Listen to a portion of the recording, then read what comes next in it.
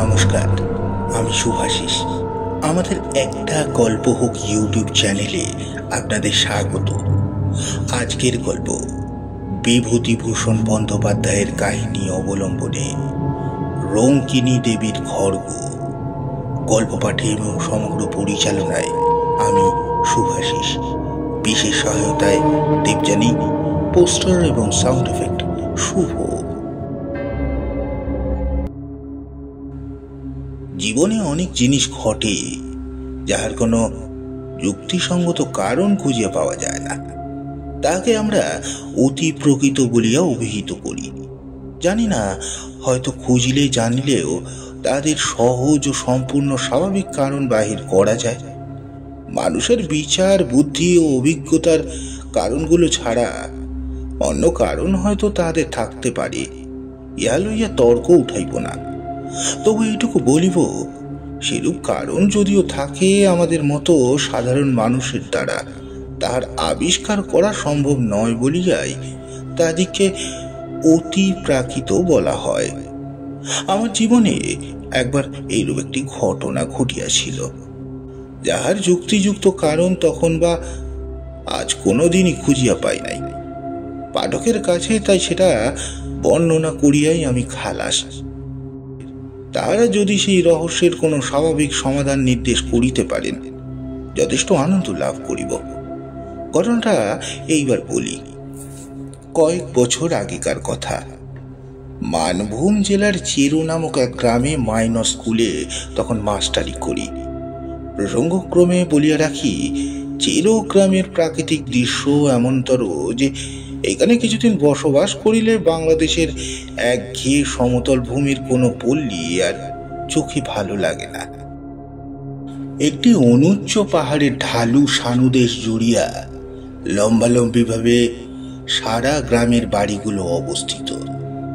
সর্বশেষ সারির বাড়িগুলো খিড়কির দরজা খুলিলেই দেখা যায় পাহাড়ের ওপরকার শাল, মহুয়া, কুড়িচ, বিল্ল বৃক্ষের পাতলা জঙ্গল, একটা সুবৃহৎ বট গাছ এবং তাহার তলায় বাঁধানো বেদি, ছোট বড় শিলাখণ্ড ও ভেলা কাটার ঝোপ। আমি যখন প্রথম ও গ্রামে গেলাম, তখন একদিন পাহাড়ের মাথায় বেড়াইতে উঠিয়া এক জায়গায় শাল বনের মধ্যে একটি পাথরের ভাঙা মন্দির দেখিতে পাইলাম। সঙ্গে ছিল আমার ওপরের ক্লাসের ছাত্র। তারা মানভূমবাসী বাঙালি। একটা কথা, চেরো গ্রামে বেশিরভাগই অধিবাসী মাদ্রাজি। যদিও তাহারা বেশ বাংলা বলিতে পারে, অনেকে বাংলা আচার ব্যবহারও অবলম্বন করিয়াছে। কি করিয়া মানভূম জেলার মাঝখানে অতগুলো মাদ্রাজি অধিবাসী আসিয়া বসবাস করিল, তাহার ইতিহাস আমি বলিতে পারি না। মন্দিরটি কালো পাথরের এবং অদ্ভুত গঠনের, অনেকটা যেন চাঁচড়া রাজবাড়ির দশ মহাবিদ্যার মন্দিরের মতন ধরনটা। এই অঞ্চলের এরূপ গঠনের মন্দির আমার চোখে পড়ে নাই। তাছাড়া মন্দিরটি সম্পূর্ণ পরিত্যক্ত এবং বিগ্রহ শূন্য। দক্ষিণের দেওয়ালে পাথরের চায় কিয়দংশ ধসিয়া পড়িয়াছে, দরজা নাই, শুধু আছে পাথরের চৌকাঠ। মন্দিরের মধ্যে এবং চারপাশে বন তুলসীর ঘন জঙ্গল।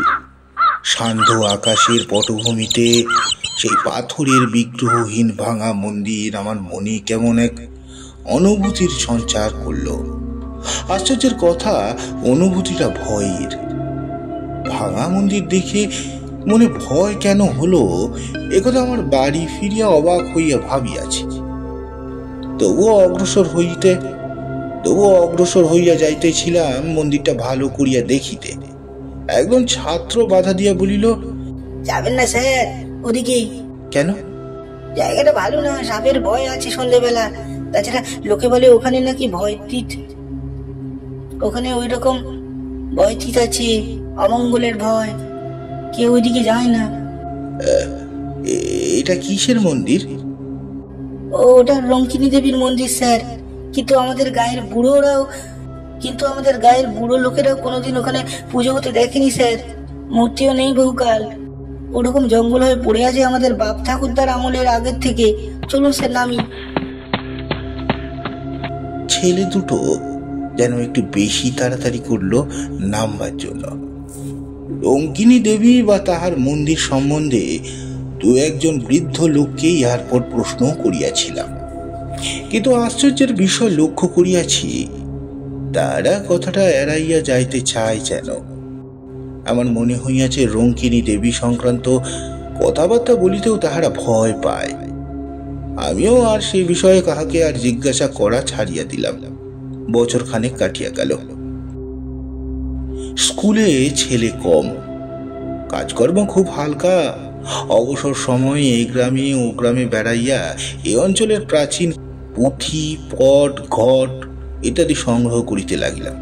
এ আমার বাতিক অনেকদিন হইতেই আছে। নতুন জায়গায় আসিয়া বাতিকটা বাড়িয়া গেল।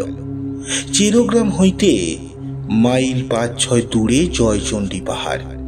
এখানে খাড়া ওই উঁচুতে অদ্ভুত পাহাড়ের গঠন, মাথায় জয়চণ্ডী ঠাকুরের মন্দির আছে।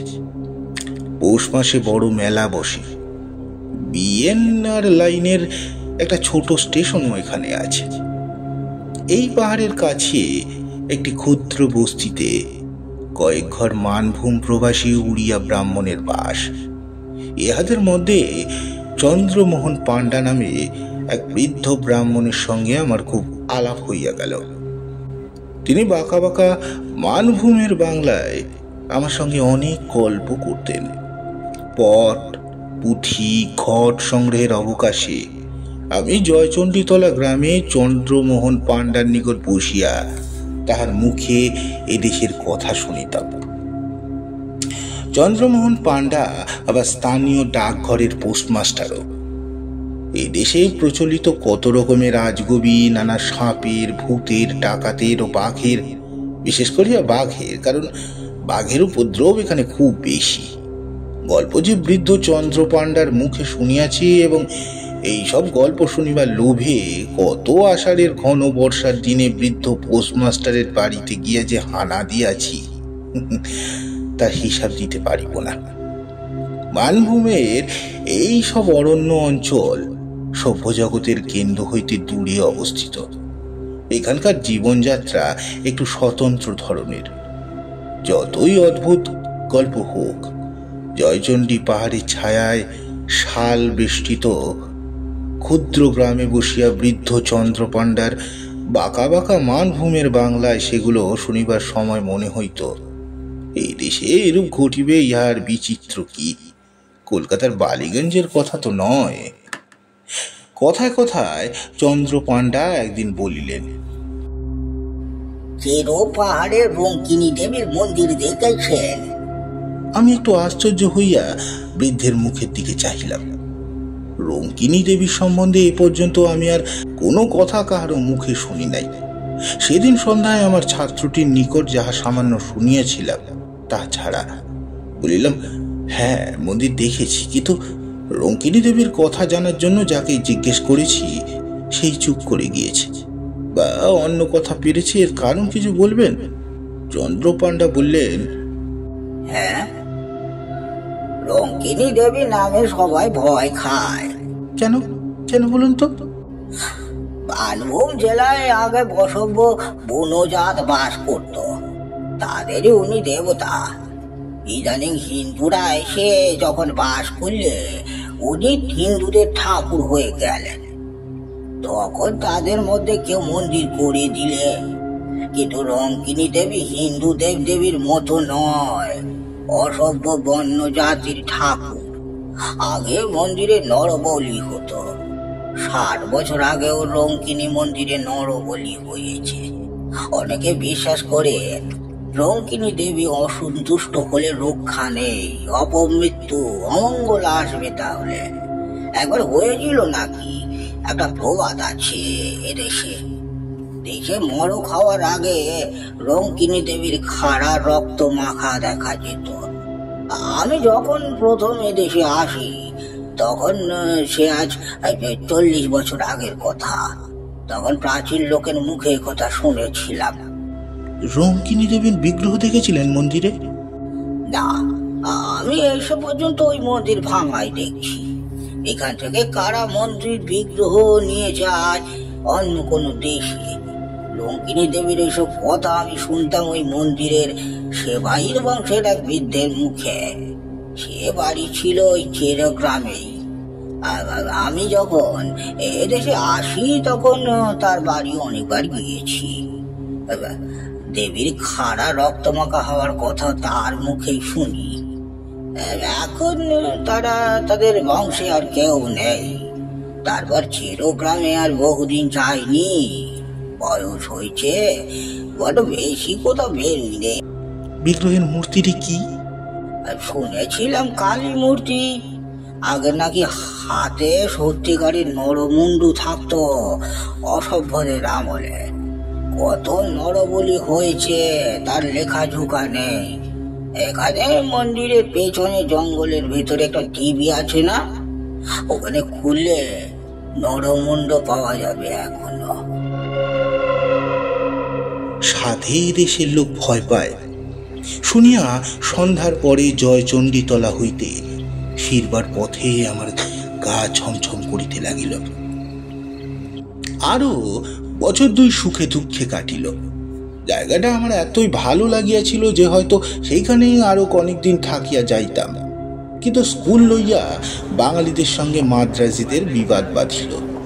মাদ্রাজিরা স্কুলের জন্য বেশি টাকা কড়ি দিত। তাহারা দাবি করিতে লাগিল কমিটিতে তাদের লোক বেশি থাকিবে, ইংরেজির মাস্টার একজন মাদ্রাজি রাখিতে হইবে ইত্যাদি। আমি ইংরেজি পড়াইতাম। মাঝি হইতে আমার চাকরি রাখা দায় হইয়া উঠিল। এই সময় আমাদের দেশে একটি হাই স্কুল হইয়াছিল। পূর্বে একবার তাহারা আমাকে লইয়া যাইতে চাহিয়াছিল, ম্যালেরিয়ার ভয়ে যাইতে চাহি নাই। এখন বেগতিক বুঝিয়া দেশে চিঠি লিখিয়া দিলাম। কিন্তু শেষ পর্যন্ত এইসব কারণে চেরোগ্রামে মাস্টারি আমায় ছাড়তে হয় নাই। কিসের জন্য ছাড়িয়া দিলাম সে কথা বলবো।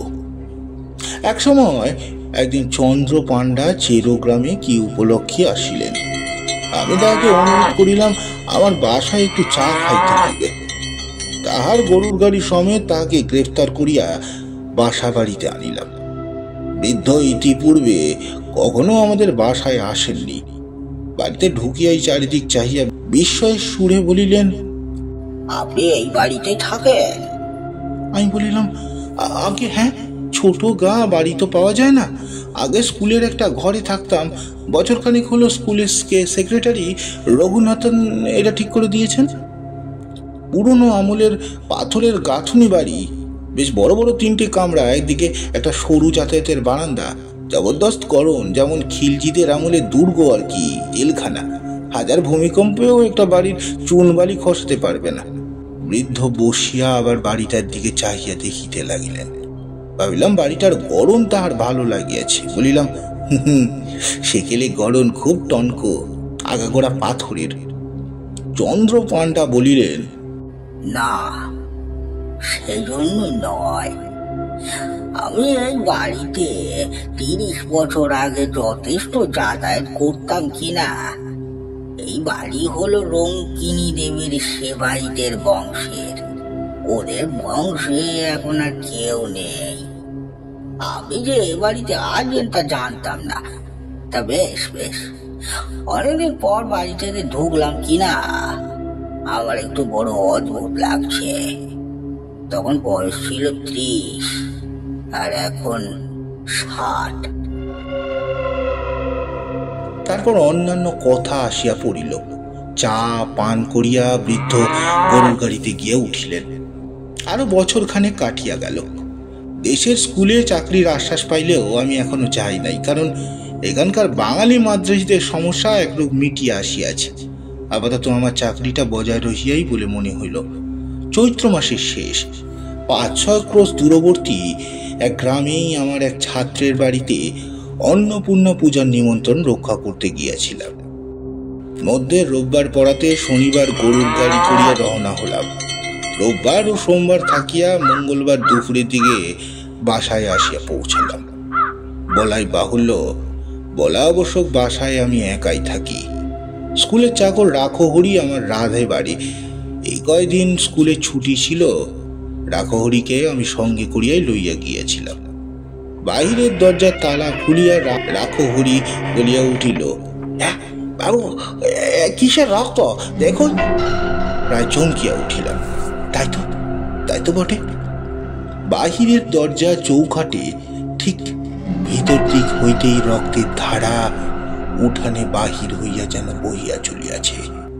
একটানা ধারা নয়, ফোঁটা ফোঁটা রক্তের এক অবিচ্ছিন্ন সারি, একবারে টাটকা রক্ত। এইমাত্র সদ্য যেন কাহার মুন্ড কাটিয়া লইয়া গিয়াছে। আমি তো অবাক, কিসের রক্তের ধারা এটা? কোথা থেকে আসিল? আজ দুদিন তো বাসা বন্ধ ছিল। বাড়ির ভিতরে উঠোনে রক্তের দাগ আসে কোথা হইতে, তার উপরে সদ্য তাজা রক্ত। অবশ্য বিড়াল কুকুর ইঁদুরের কথা মনে পড়ল। এক্ষেত্রে পড়া স্বাভাবিক।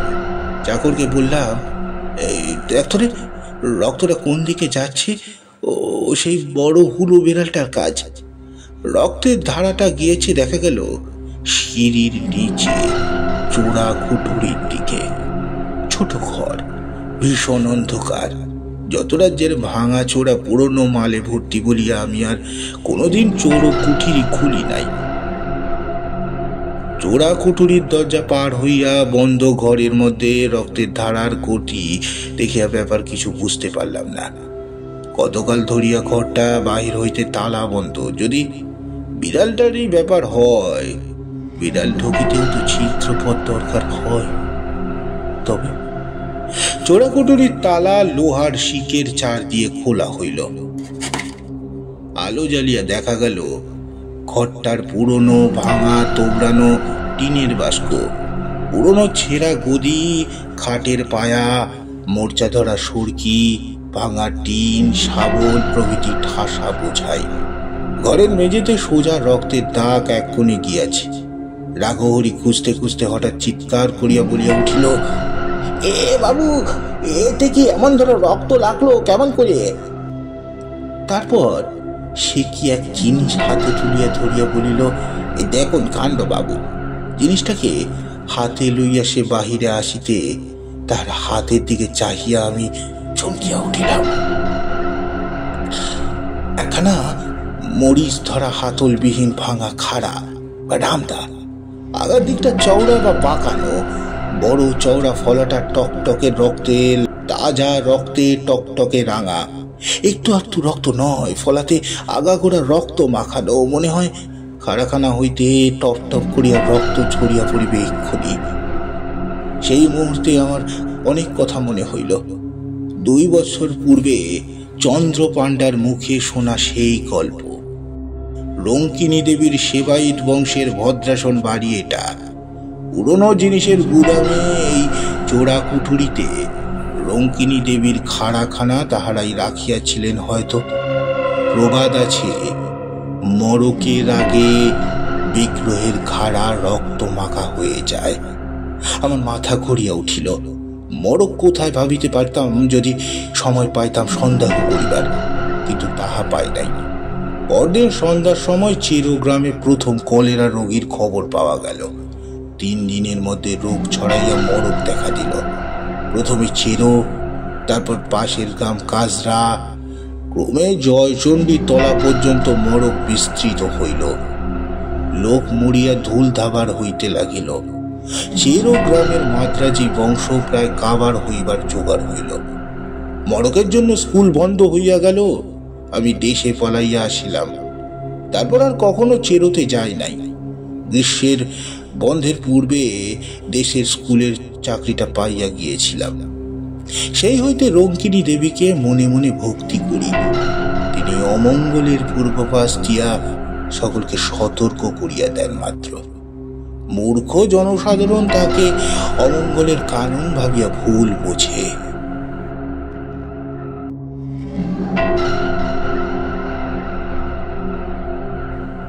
সমাপ্ত। গল্পটি আপনাদের কেমন লাগলো অবশ্যই জানাবেন।